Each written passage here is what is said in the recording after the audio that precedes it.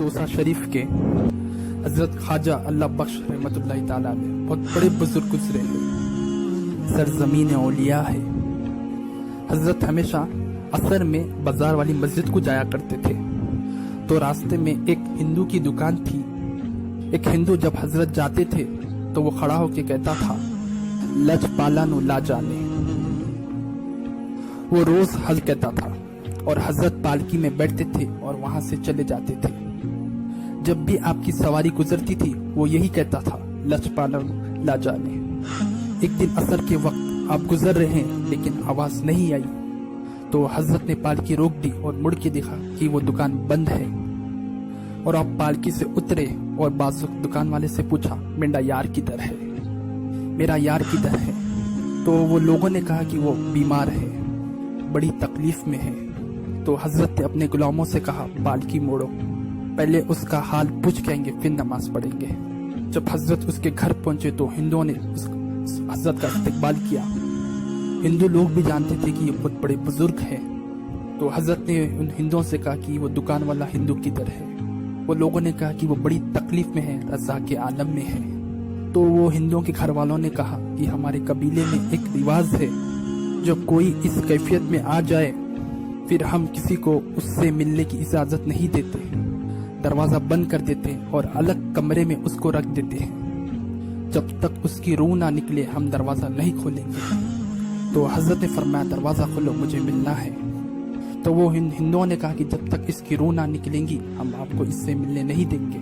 तो हजरत ने फरमाया, जब तक मैं इससे मिलूंगा नहीं इसकी रूह निकलेगी भी नहीं। तो उन्होंने दरवाजा खोल दिया। तो हजरत वो कमरे में तशरीफ लाए। वो शख्स बड़ी तकलीफ में था लेकिन उस वक्त भी कह रहा था, लज पालानो ला जाने।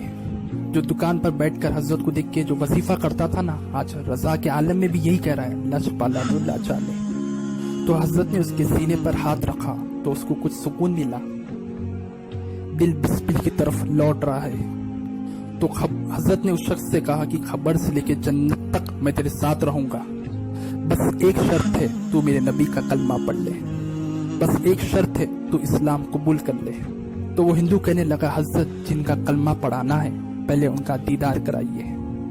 तो हजरत ने कहा, तू मुझे आजमाता है, गौर से देखो, मैं अकेला नहीं हूँ, मेरे सर पे रसूल अल्लाह का हाथ है। जैसे ही वो शख्स हिंदू ने कलमा पढ़ा उसकी रूह परवास हो गई। आखिरी वक्त में वो हिंदू कलमा भी पढ़ रहा है और कलमे वाले का दीदार भी कर रहा है, फिर उसकी रूह परवास हो जाती है। वो इस्लाम कबूल करके दुनिया से गया।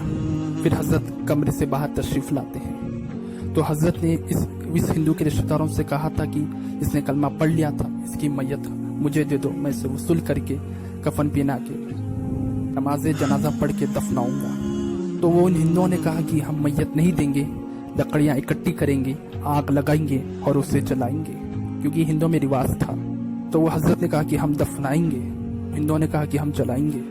तो हजरत जलाल में आए और हिंदुओं से कहा, लाओ लकड़ियां, लगाओ आग, मैं भी देखता हूँ रसूल अल्लाह के गुलाम को कौन सी आग जलाती है। मैयत रखी गई, फिर आग लगाई गई, लेकिन उस शख्स का एक बाल भी बाका नहीं हुआ। आग जल जल के बुझ गई लेकिन उस शख्स का एक बाल भी नहीं जला। और यहाँ हजरत सामने बैठकर तस्बीह पढ़ रहे थे। कई हिंदुओं ने उस करामत को देखकर कलमा पढ़ लिया।